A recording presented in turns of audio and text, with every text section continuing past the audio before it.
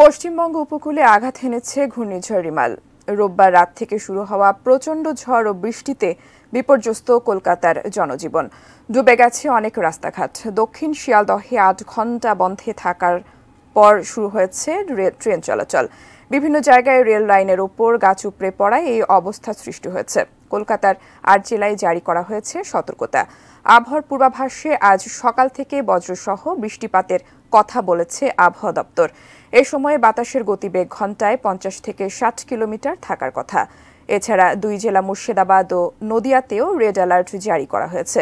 এই দুই জেলায় ৭ থেকে ২০ সেন্টিমিটার বৃষ্টিপাত হতে পারে। এছাড়াও হাওড়া, হুগলি, উত্তর ২৪ পরগনা, দক্ষিণ ২৪ পরগনা, পূর্ব বর্ধমান ও পশ্চিম বর্ধমানেও বৃষ্টির সম্ভাবনা রয়েছে।